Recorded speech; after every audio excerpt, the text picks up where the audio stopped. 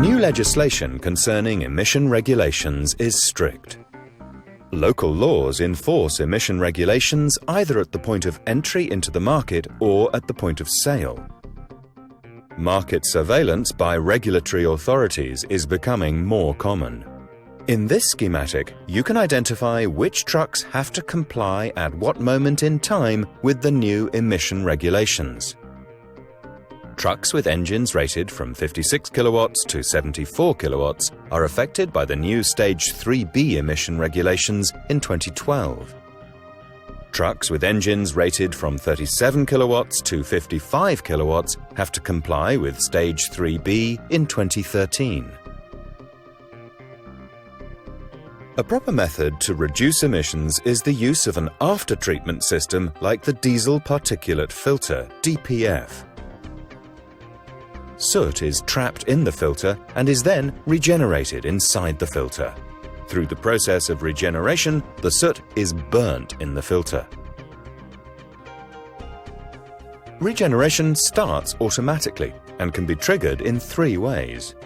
When the calculated value of the soot load percentage is 100%, after fuel consumption over 250 litres since last regeneration, when the delta pressure in the filter reaches the trigger level. The DPF is placed in the engine compartment as part of the exhaust system. The process of regeneration starts automatically when necessary, but can be overruled and has to be monitored by the drivers. On the DPF display, important information concerning the regeneration process and the status of the filter is shown. In the process of regeneration, 6 phases are identified.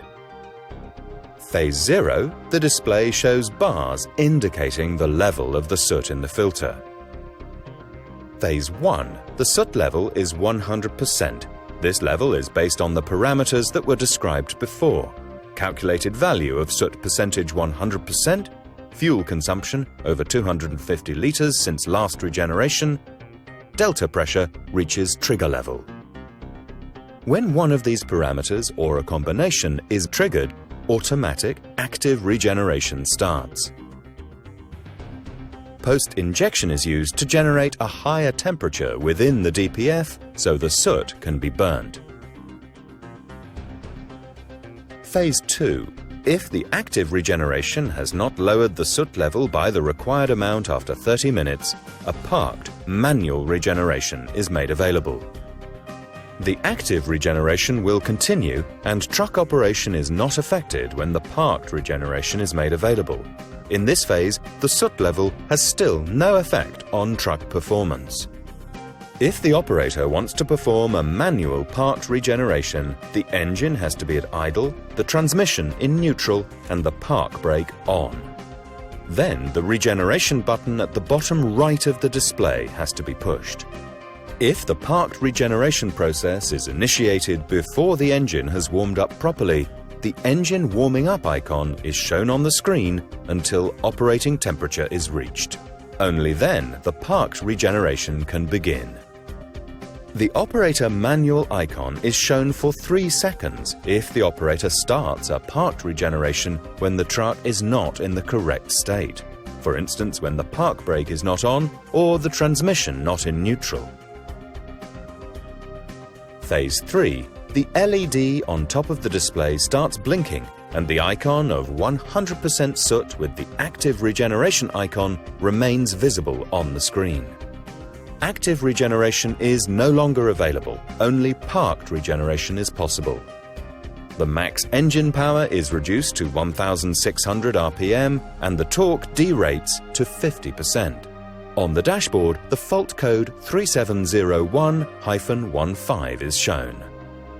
In this phase, the operator has the last possibility to regenerate the DPF without the help of a service technician. Phase 4, the DPF icon as well as the LED is flashing. Active auto regeneration and parked regeneration is no longer available. The max engine power is reduced to 1,200 RPM and the torque derates remains at 50%. On the dashboard, the fault code 3701-16 is displayed. Regeneration is only possible through the PC service tool with the help of a service technician. Phase 5, the DPF icon as well as the LED is flashing. Active auto regeneration and parked regeneration is no longer available. The max engine power remains reduced to 1200 RPM and the torque derates to 50%. On the dashboard, the fault code 3701-0 is displayed. At this point, the DPF has to be removed for inspection and cleaning. The operator can stop or prevent regeneration at any given moment. But keep in mind that regeneration is an essential process in the maintenance of the DPF and the performance of the truck. Ignoring the regeneration process will eventually harm the DPF and generate extra costs. If the regeneration inhibit button is used, the inhibit icon will be shown in combination with the other icons that indicate the soot level and the recommended actions. When this icon is visible, the communication with the DPF system is lost. A service technician has to solve the problem. Yale advises dealers to order an extra DPF from parts, which can be used as swap DPF. This will reduce the downtime of the truck whenever a DPF needs to be removed for cleaning.